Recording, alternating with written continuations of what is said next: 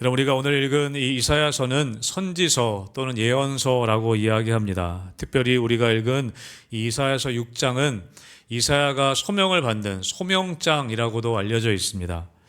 여러분, 구약에는 17개의 선지서, 예언서가 있습니다. 그리고 그 선지서들에는 이 선지자를 부르시고, 오늘 이사야 6장처럼 선지자들을 부르시고 또 그 선지자들에게 소명을 주시는 장면들이 꼭 기록되어져 있습니다. 오늘 이사야 6장처럼 말씀이죠. 그런데 오늘 이 이사야에게 소명을 주시는 장면은 다른 선지서들과는 조금 다른 특징이 있는 것을 우리가 보게 됩니다. 그것이 무엇이냐면, 여러분, 17권의 선지서, 17권의 이 예언서에 기록된 일반적인 특징은 무엇이냐면, 그 선지자가 이 선지서를 기록할 때 자신이 하나님께 부름받은 장면을 맨 먼저 기록한다는 것입니다. 내가 누구의 아들이었는데 하나님께 어떻게 부름받았는지 그 내용을 이 선지서의 제일 앞에 기록합니다. 보통 그래서 선지서 1장에, 이 예언서 1장에 그런 부르심의 장면, 소명의 장면들이 기록되어져 있죠. 예레미야서도 마찬가지고, 여러분 에스겔서도 보시면 1장에 그렇게 기록되어 있습니다. 또 호세아서나 요엘서, 하박국서, 그런 선지서들을 보면 다 맨 앞부분에 1장에 하나님이 자신을 어떻게 부르셨는지가 기록되어져 있다는 것이죠. 여러분, 그런데 오늘 이사야서를 보면 이사야서가 하나님께 부름받은 장면이 오늘 6장에 기록되어져 있습니다.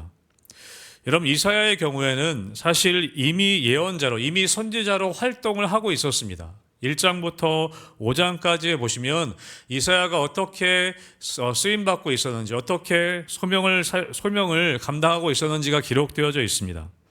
그런데 오늘 우시야 왕이 죽은 때, 이때에 하나님께 다시 소명을 받는 장면이 기록되어져 있다는 것이죠. 이미 우시야 왕이 죽을 때에는 이 이사야가 예언 활동을 하기에 중반기에 접어들었던 시기였습니다. 이미 우시야의 죽음을 언급한 6장의 상황은 이 이사야 선지자의 예언 활동의 초기의 모습이 아니라 중반기의 모습이었다는 것이죠. 이미 예언자로 사역하고 있는, 선지자로 사역하고 있는 이 이사야 6장에 와서 다시 소명장이 기록되고 있다는 것이 특징이라는 것입니다. 여러분, 그리고 또 하나의 특징은 무엇이냐면 6장 1절, 여러분 앞부분에 보면 6장 1절이 어떻게 시작하고 있습니까? 우시야 왕이 죽던 해에 라고 시작하고 있습니다. 여러분, 보통 선지자들이 하나님께 부름받을 때 자신이 어떻게 부름받았는지 기록할 때 보통은 어떻게 하냐면, 어느 왕이 통치하고 있을 때, 어느 왕이 이스라엘을 다스리고 있을 때 내가 하나님께 부름받았다, 보통은 이렇게 기록을 합니다. 그 왕이 살아있을 때를 기록하죠. 근데 여러분, 오늘 특이한 것은 무엇이냐면, 오늘 이사야 선지자는 자신이 부름받을 때를 어느 때하고 연결하고 있는가? 우시야 왕이 죽을 때, 그때와 연결시키고 있다는 것이 특징이라고 할 수 있습니다. 여러분, 거기에는 아마도 의미가 있는 것 같습니다. 보통의 선지자들은 어느 왕이 다스리고 있을 때에 자신이 부름받은 것을 썼다면, 오늘 이사야 선지자가 우시야 왕이 죽었을 때 부름받았다는 것을 다시 이야기하고 있다는 것은 그 안에 뭔가 의미가 담겨져 있다는 것이죠. 여러분, 우시야 왕은 어떤 사람인가? 여러분, 우시야 왕은 남유다의 왕이었습니다. 남유다의 10번째 왕이었습니다. 그리고 남유다에서 52년이라는 정말 긴 기간 동안 다스렸던 왕이었습니다. 52년 가운데 마지막 11년은 그의 아들이었던 요담과 함께 다스렸습니다. 그렇게 52년을 남유다를 다스린 왕이었죠. 여러분, 우시야는 어떤 사람이었냐? 여러분, 우시야는 16살이라는 어린 나이에 왕이 되었습니다. 어린 나이에 왕이 되어서 52년 동안 나라를 집권했는데, 여러분, 이 왕을 하나님께서 어떻게 보셨는가? 사실은 그게 중요하지 않습니까? 여러분, 역대하 26장 4절에 보면 우시야에 대해서 이렇게 기록하고 있습니다. 같이 함께 26장 4절의 말씀 같이 읽어보겠습니다. 시작. 우시야가 그의 아버지 아마샤의 모든 행위대로 여호와 보시기에 정직하게 행하며. 아멘. 여러분, 우시야 왕은 하나님 보시기에 정직하게 행했던 왕이었습니다. 여러분, 이거는 굉장한 평가이거든요. 하나님께서 보시기에 정직하게 행했던 왕이 사실은 별로 없습니다. 그런데 그 중에 한 명이 우시야 왕이었다는 것이죠. 여러분, 우시야 왕은 내적으로는 하나님께 정직하게 행했던, 정직함이 있었던 왕이었습니다. 하나님을 경외하는 왕이었습니다. 이런 뿐만 아니라 우시야 왕은 외적으로도 나라를 아주 잘 다스리는 왕이었습니다. 어떻게 평가되고 있냐면 역대하 26장 우리 8절의 말씀도 같이 함께 읽어보겠습니다. 같이 읽습니다. 시작. 암몬 사람들이 우시야에게 조공을 바치매 우시야가 매우 강성하여 이름이 애굽 변방까지 퍼졌더라. 아멘. 여러분, 우시야 왕이 나라를 잘 다스렸습니다. 나라가 아주 강성하게 되었습니다. 그래서 다른 나라들이 조공을 바칠 정도로, 또 애굽이란 나라의 변방까지 그 이름이 알려질 정도로 굉장히 잘 다스리는, 그 나라를 잘 다스리는 왕이었습니다. 매우 강성하게 되었던 것이죠. 내적으로는 하나님을 경외하는 중심이 있었고, 외적으로는 정치를 잘해서 나라가 발전하고 다윗 왕의 비견될 정도로 아주 나라를 잘 다스렸던 왕이었습니다. 여러분, 그런데 여러분, 사람이 잘 풀리고 모든 하는 일들이 잘 되기 시작하고 또 사람들에게 인정을 받기 시작할 때, 여러분, 그것이 익숙해지면 반드시 찾아오는 것이 있습니다. 여러분, 그것이 무엇일까요? 우리가 잘 되고 사람들에게 인정받고, 여러분, 그럴 때 꼭 찾아오는 것이 무엇이냐면 교만이라는 것입니다. 여러분, 우리가 사람들에게 인정받으면서 내가 맡겨진 일들이 아주 다 잘 풀리고 잘 되어져 갈 때, 여러분, 우리 마음 가운데는 꼭 교만이라는 것이 찾아옵니다. 여러분, 우시야 역시 그 마음 가운데 교만한 마음이 찾아오게 됐습니다. 여러분, 그래서 역대하 26장 16절의 말씀에 보면 이렇게 기록되어져 있습니다. 같이 함께 이 부분도 읽어보겠습니다. 시작. 그가 강성하여짐에 그의 마음이 교만하여 악을 행하여 그의 하나님 여호와께 범죄하되 곧 여호와의 성전에 들어가서 향단에 분향하려 한지라. 여러분, 우시야 왕이 강성해졌습니다. 하나님의 은혜로 모든 하는 일들이 형통하게 되었고 하나님 앞에 정직하게 행했기 때문에 하나님이 복을 주셨습니다. 여러분, 그러자 그가 강성하여지자 어떻게 됐습니까? 그의 마음에 교만이 들어왔습니다. 교만하여져서 어떻게 했냐면 제사장이 해야 할 일도 자기가 하겠다고 나섰습니다.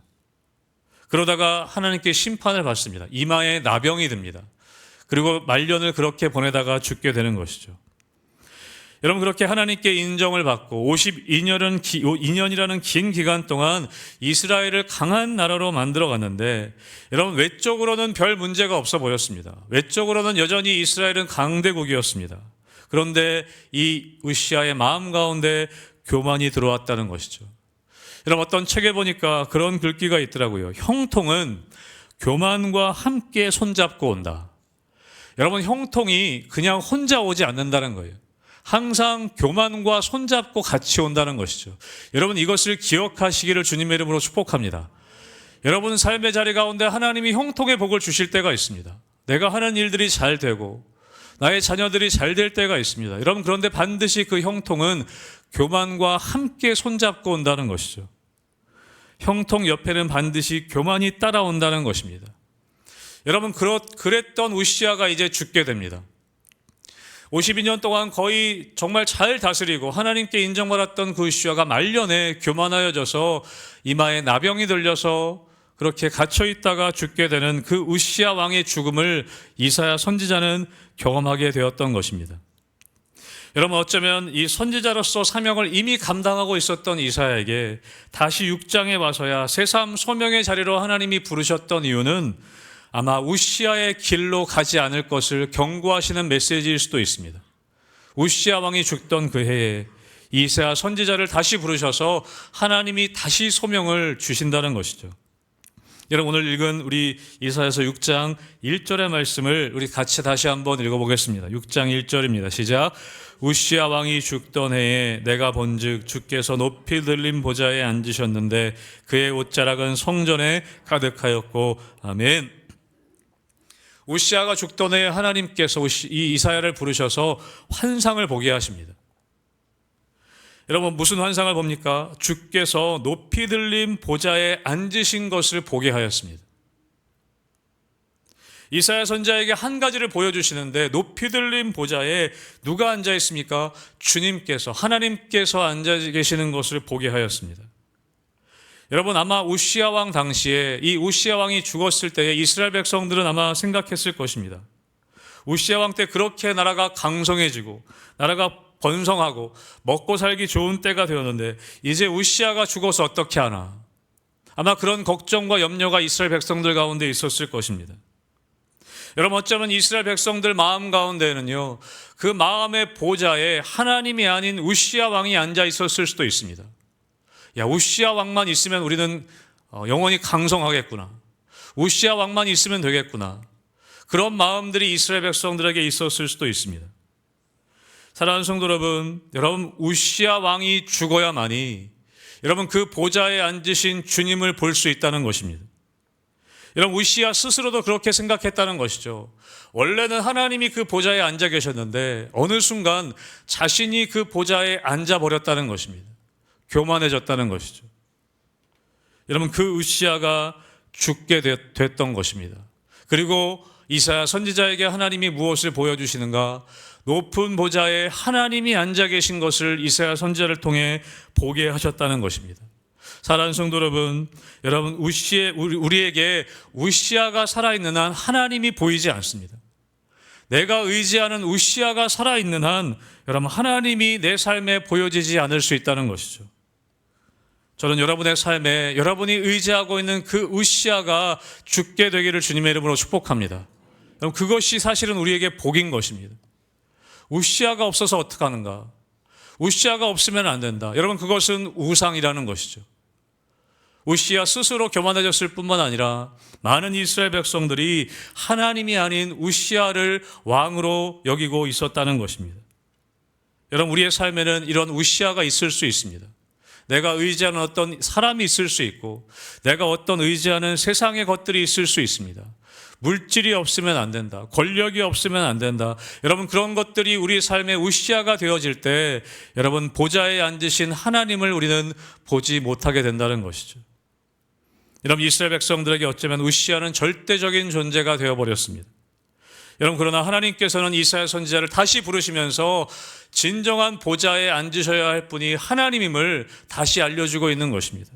우리가 잘 아는 갈라디아서 2장 20절에 보면 내가 그리스도와 함께 십자가에 못 박혔나니 그런즉 이제는 내가 사는 것이 아니요 오직 내 안에 예수께서 사시는 것이라. 여러분, 내가 죽어야 사는 것입니다. 오직 내 안에 예수께서 사셔야 우리가 진짜 행복한 삶을 누릴 수 있는 것입니다.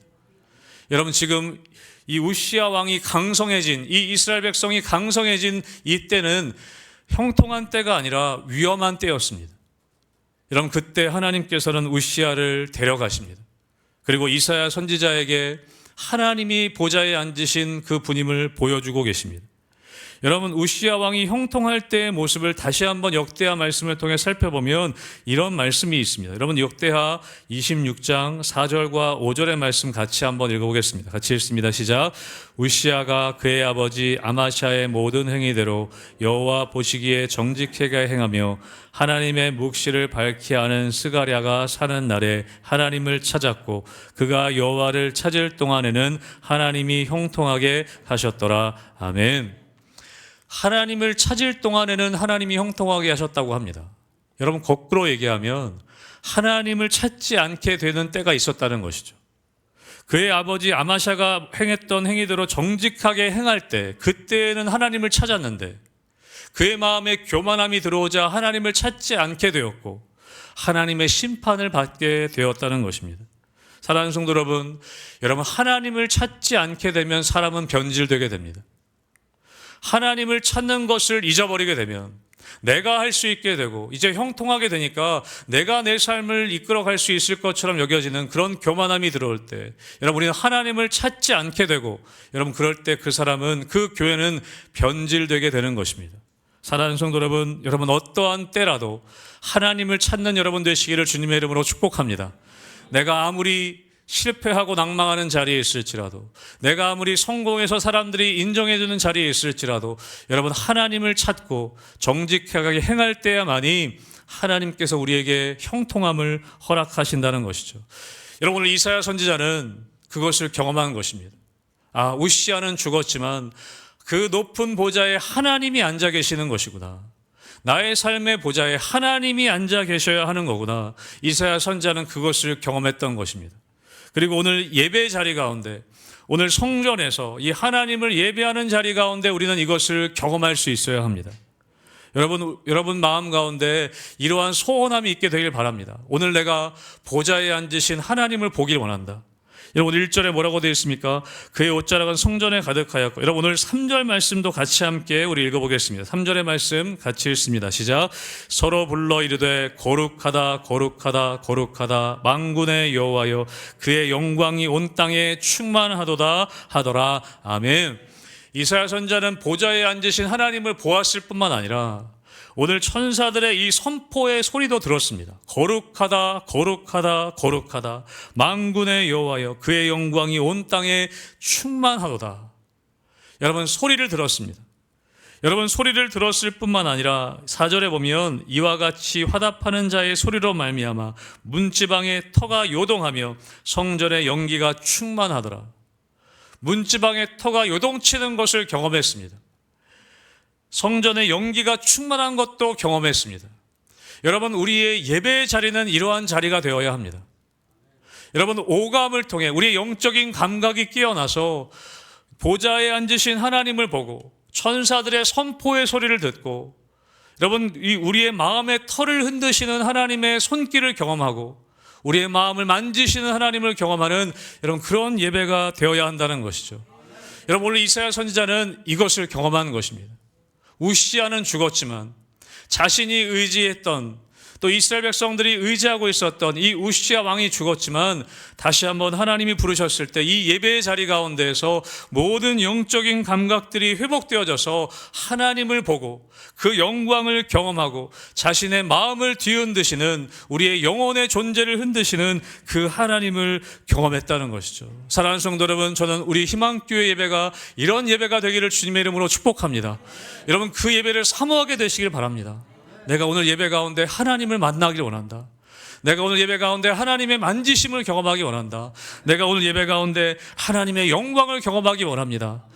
여러분 그 사모하는 예배, 오늘 예배의 자리 가운데 오늘 이사야 선지자는 그것을 경험했다는 것이죠. 여러분 욥기에 보면 욥이 수많은 고난을 경험합니다. 여러 가지 고난을 경험하고 욥기 42장에 보면 욥이 이렇게 고백합니다. 내가 주께 대하여 귀로 듣기만 하였사오나 이제는 눈으로 주를 배웁나이다. 여러분 욥은 그냥 귀로 듣는 하나님에서 그의 고난 가운데 무엇을 경험했습니까? 이제는 눈으로 내가 주님을 뵙습니다.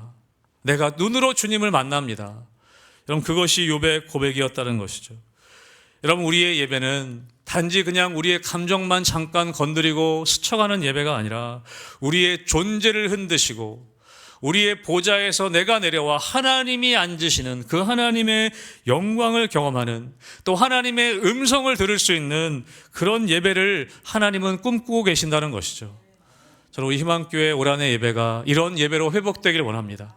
정말 하나님이 임재하시는 것을 경험하고 하나님의 음성을 듣고 하나님의 손길이 우리 마음 가운데 심령 가운데 만져지는 예배, 여러분 이사야 선지자가 경험했던 그 예배가 우리의 예배가 되기를 다시 한번 주님의 이름으로 축복합니다. 아멘. 여러분 그 예배를 경험한 그 하나님의 임재를 경험한 이사야는 또 무엇을 경험했는가? 여러분 이사야서 6장 5절의 말씀을 같이 함께 읽어보겠습니다. 6장 5절입니다. 시작. 그때 내가 말하되 화로다 나여 망하게 되었도다. 나는 입술이 부정한 사람이요 나는 입술이 부정한 백성 중에 거주하면서 만군의 여호와이신 왕을 배웠음이로다 하였더라. 아멘. 여러분 이사야 선지자는 오늘 고백합니다. 화로다 나여 망하게 되었도다. 왜요? 만군의 여호와이신 왕을 배웠음이로다. 여러분 출애굽기에 보면 모세가 하나님께 요청하는 장면이 있습니다. 무엇을 요청하면 하나님 주의 영광을 내게 보여주십시오. 주님의 얼굴을 나에게 좀 보여주십시오. 그렇게 기도합니다. 여러분 그때 하나님이 뭐라고 말씀하시냐면 출애굽기 33장 20절에 보면 이렇게 말씀하십니다. 또 이르시되 내가 내 얼굴을 보지 못하리니 나를 보고 살 자가 없음이니이다. 여러분 구약 당시에는 여러분 아시는 것처럼 하나님의 얼굴을 본 사람은요 죽게 되어 있습니다. 왜냐하면 하나님은 거룩한 분이시고 우리는 부정한 존재이기 때문에. 여러분 그래서 이 성소에 들어갈 때는요, 지성소에 들어갈 때는 대제사장만 들어갈 수 있었습니다. 자신을 정결하게 하고 들어가야 했습니다. 깨끗하지 않으면 지성소에 들어갔더라 하더라도 대제사장이라 할지라도 그 자리에서 죽게 되는 것입니다. 왜요? 하나님은 거룩한 분이시기 때문에. 여러분, 이사야 선지자는 이것을 알고 있었을 것입니다. 그래서 오늘 고백하는 것이죠. 내가 만군의 거룩하신 만군의 여호와이신 왕을 내가 배웠다. 그렇기 때문에 뭐라고 합니까? 화로다 나여 망하게 되었도다. 나는 이제 죽겠구나. 거룩하신 하나님을 내가 배웠으니 나는 이제 죽게 되었구나. 나는 망하게 되었구나. 왜요? 나는 입술이 부정한 사람이기 때문에. 나는 부정한 사람이기 때문에 그렇게 고백했다는 것이죠.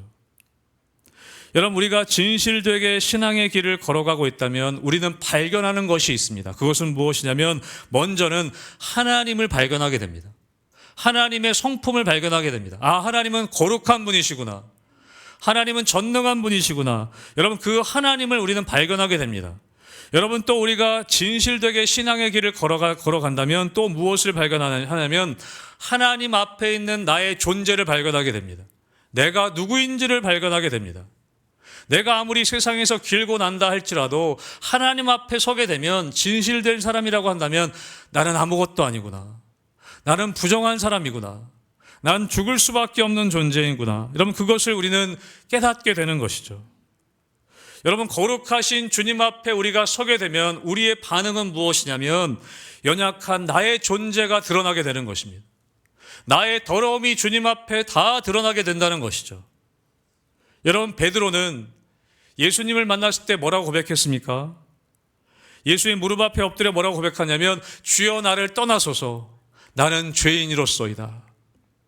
여러분, 주님을 만난 사람은 그렇게 고백할 수밖에 없다는 것입니다. 여러분, 사도 바울은 또 뭐라고 고백했습니까? 그의 말년에 쓴 서신서에 보면 내가 죄인 중에 괴수구나 라고 고백했습니다.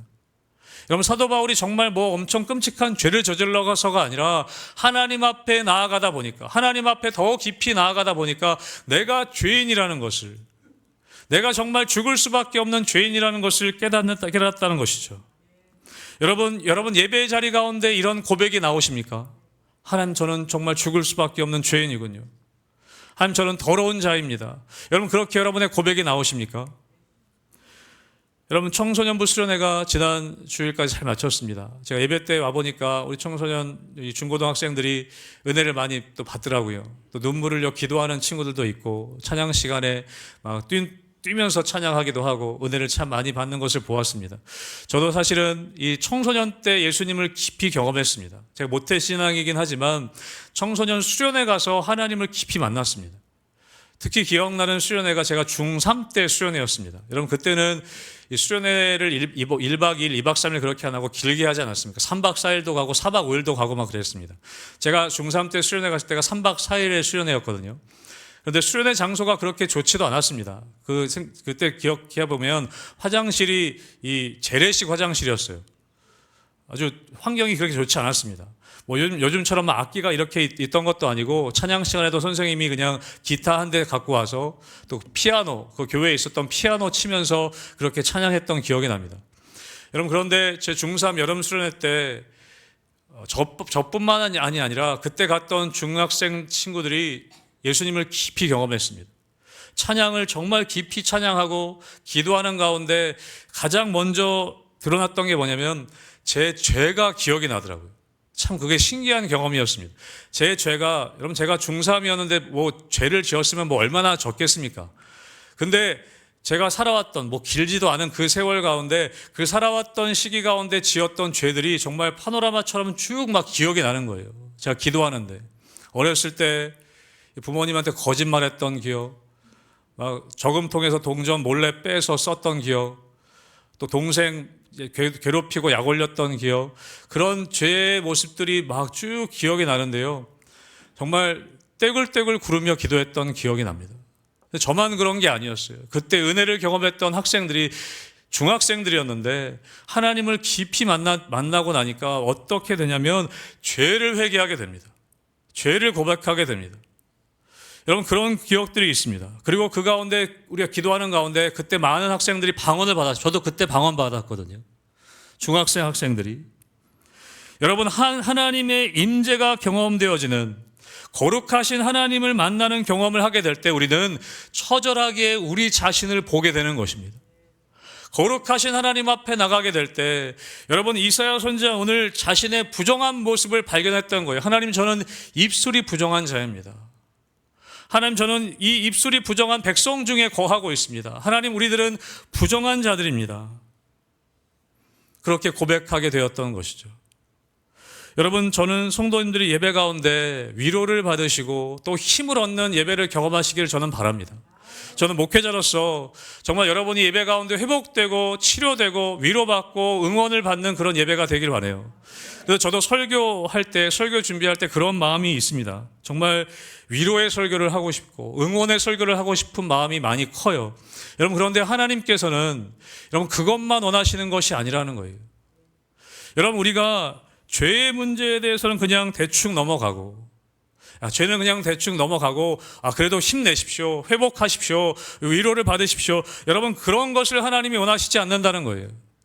여러분, 정말 진정한 회개와 진정한 회복과 치유는 무엇으로부터 이루어지냐면 거룩하신 하나님을 만나게 될 때, 그 거룩하신 하나님 앞에 나의 모습이 드러날 때, 나의 더러움과 나의 추악함과 나의 연약한 모습이 적나라하게 드러나게 될 때, 여러분, 그래서 오늘 이사야 선지자가 고백했던 것처럼 화로다 나여 망하게 되었도다. 여러분, 이 고백이 나의 입술 가운데 터져 나올 때 여러분, 거기서부터 진정한 회복과 치유가 일어난다는 것입니다. 사랑하는 성도 여러분, 저는 우리의 예배가 거룩하신 하나님을 경험하게 되어서 정말 나의 연약함과 나의 추악함과 더러움이 주님 앞에 드러나서 화로다 내가 망하게 되었도다. 주님, 저를 용서해 주십시오. 저는 죽을 죄인입니다. 여러분, 그런 고백이 여러분 입술 가운데 터져나올 수 있게 되기를 주님의 이름으로 축복합니다. 여러분, 그것이 예배가 되어야 한다는 것입니다.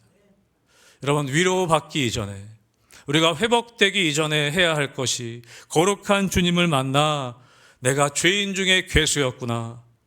저는 하나님, 주님 나를 떠나십시오. 내가 죄인입니다. 그런 베드로와 바울의 고백이, 이사야의 고백이 우리의 고백이 되어져야 한다는 것입니다. 오늘 이사야 선지자는 그것을 경험했습니다. 여러분, 그리고 나서 또 무엇을 이사야는 경험했습니까? 우리 이사야서 6장 6절과 7절의 말씀도 같이 함께 읽어보겠습니다. 6절과 7절입니다. 시작.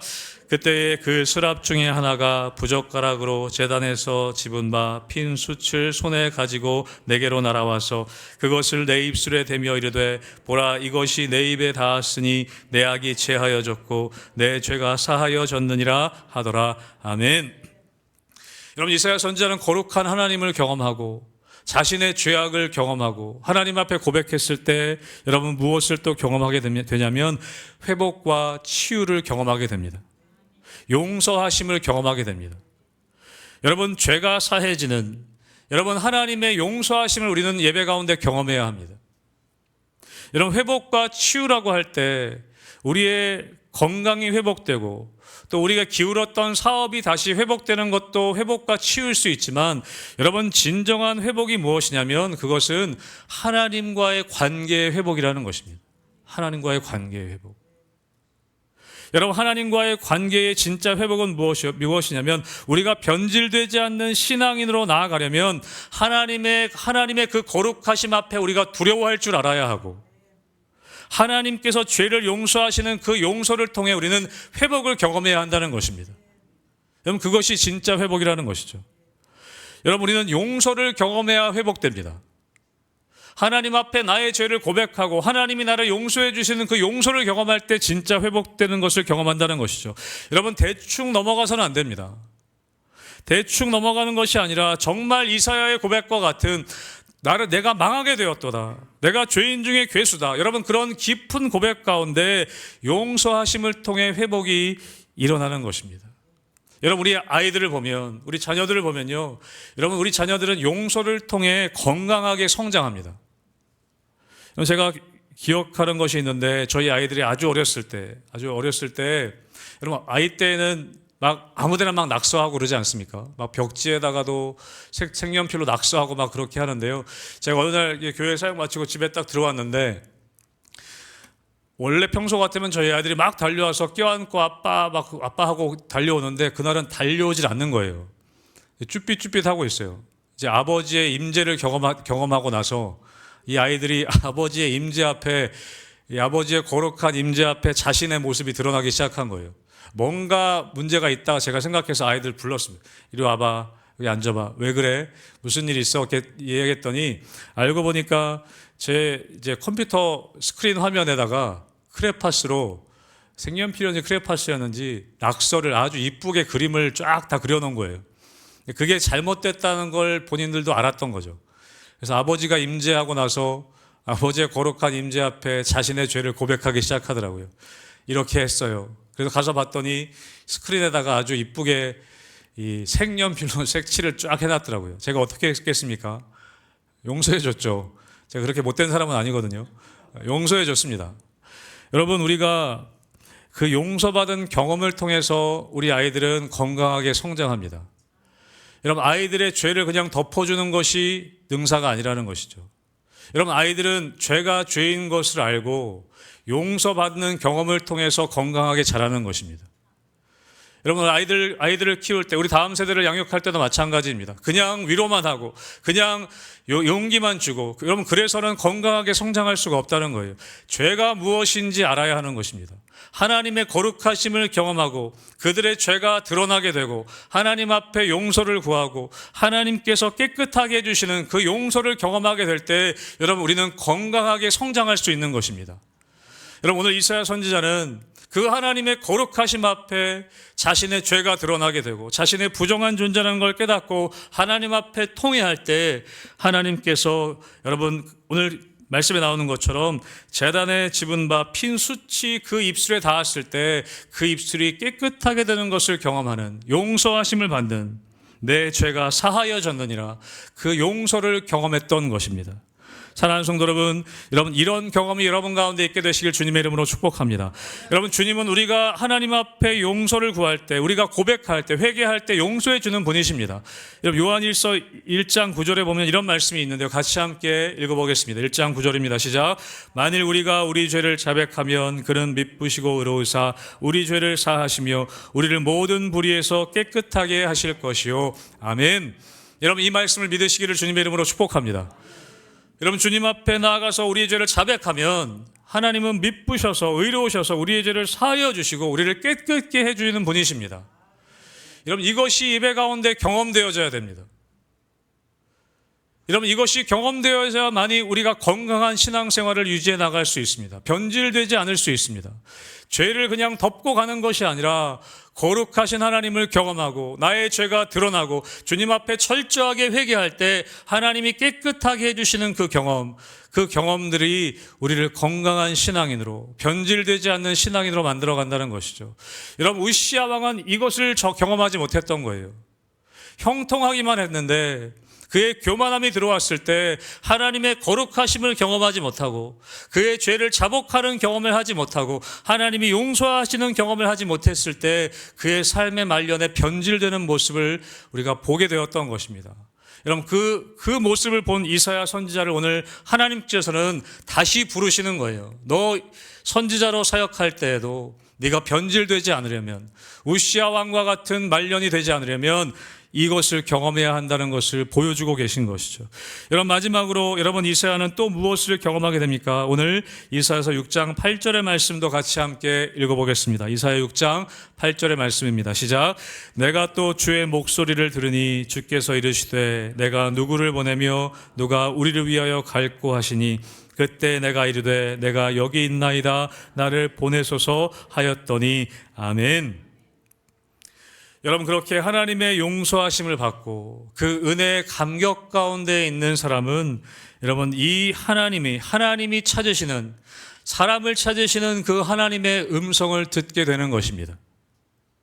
내 죄를 고백하고 하나님의 용서하심을 경험하고 하나님의 은혜에 충만한 사람은 내가 누구를 보냈고 그 사람을 찾으시는 하나님의 음성을 듣게 되는 것이죠. 여러분, 사무엘이 그 음성을 들었습니다. 여러분, 사도 바울도 그 음성을 들었습니다. 우리의 믿음의 선배들이 그 하나님의 부르심의 음성을 들을 수 있었던 것이죠. 여러분, 이 음성은 은혜를 경험한, 하나님의 죄 용서함의 은혜를 경험한 사람만이 들을 수 있는 음성이라는 것입니다. 저는 여러분 은혜 가운데, 은혜 속의 감격 가운데 여러분 이 하나님의 음성을 들을 수 있게 되기를 주님의 이름으로 축복합니다. 내가 회복되고 내가 은혜를 경험하는 것에서 그치는 것이 아니라 내가 누구를 보낼까? 그렇게 사람을 찾으시는 하나님의 음성을 듣는 것, 여러분 그것이 예배라는 것입니다. 여러분 예배 가운데 우리는 그 음성을 들을 수 있어야 합니다. 그 부르심을 들을 수 있어야 한다는 것이죠. 여러분 우리가 진실되게 이 신앙의 길을 걸어가고 있다면 우리는 하나님이 나를 이 땅에 왜 보내셨는지 그 하나님의 부르심과 보내심의 그 음성을 깨닫게 된다는 것입니다. 여러분 오늘 이사야 선지자는 이미 사명을 받고 사역을 하고 있었습니다. 여러분 그런데 다시 주님의 부르심을 받는 것이죠. 오늘 이사야서 6장 말씀에서 다시 그 부르심의 은혜를 경험하게 되었던 것입니다. 여러분 우리는 늘 이 부르심의 예배의 자리를 늘 점검해야 합니다. 나의 예배 가운데, 내가 드리는 예배 가운데 이 주님의 부르심이 내 귀에 들려지는가? 그 주님의 보내심이 내 귀에 들려지는가? 여러분 이 부르심은 소명의 말씀이기도 하고 희망의 메시지이기도 합니다. 여러분 이 예배의 자리는 우리의 소명을 확인하는 자리이기도 하고 또 하나님으로부터 보냄을 받는 자리이기도 하다는 것이죠. 여러분 오늘 우리가 읽진 않았지만 우리 이사야서 6장 맨 마지막 뒤에 13절 말씀에 보면 이런 말씀이 있습니다. 그 중에 10분의 1이 아직 남아있을지라도 이것도 황폐하게 될 것이나 밤나무와 상수리 나무가 배임을 당하여도 그 그루터기는 남아있는 것 같이 거룩한 씨가 이 땅의 그루터기니라 하시더라. 아멘. 여러분 하나님께서 남은 자를 두신다는 것입니다. 그루터기를 남겨놓으신다는 것이죠. 남은 자가 있을 것이다. 거룩한 씨를 남겨두겠다라고 말씀합니다. 여러분 남은 자가 누구입니까? 여러분 주님을 믿고 주님을 따르는 사람들이 바로 남은 자들인 줄로 믿습니다. 여러분 예수님이 내가 누구를 보낼까? 여러분 내가 누구를 보낼까? 누구를 내가 이들 중에 누구를 보낼 수 있을까? 예수님이 하나님께서 그렇게 부르실 때 저는 여러분들이 하나님의 남은 자들로 남아있게 되시기를 주님의 이름으로 축복합니다. 여러분 하나님은 예배 자리 가운데 우리를 부르셔서 하나님의 거룩하심을 경험하게 하고 또 하나님의 거룩하심 앞에 우리의 죄악이 드러나서 우리의 죄를 자복하고 통회하게 하시고 또 하나님께서 우리를 용서하시는 그 회복과 치유를 통해 하나님이 다시 이 땅 가운데로 보내시는 것이 바로 예배의 자리라는 것입니다. 사랑하는 성도 여러분, 저는 이 예배가 우리의 삶 가운데 회복되기를 주님의 이름으로 축복합니다. 우리 희망교회 예배가 이러한 예배가 되기를 주님의 이름으로 축복합니다. 우리가 세상 가운데 살다가도 주님이 다시 부르셔서 하나님의 거룩하심을 경험하게 하고 또 우리의 교만함과 우리의 악함이 드러나게 하시고 우리가 통회하고 자복함을 통해 다시 우리를 회복시키시고 다시 우리를 용서하시는 그 은혜 가운데 다시 세상 가운데로 우리를 보내시는, 내가 누구를 보낼까 할 때 주님 제가 여기 있습니다 라고 그렇게 고백하고 나아갈 수 있는 그런 예배가 되기를 주님의 이름으로 축복합니다. 사랑하는 성도 여러분, 오늘 이사야 선지자는 이사야 6장에 와서야 다시 소명장을 쓰고 있습니다. 저는 여러분의 예배가 이런 소명장을 쓸 수 있는 예배가 되길 원합니다. 오늘 이사야서 6장이 이 예배 가운데 기록되어졌던 것처럼 여러분의 소명장이 예배하는 이 예배 자리 가운데 계속해서 회복되고 다시 쓰여지는 일들이 일어나기를 바랍니다.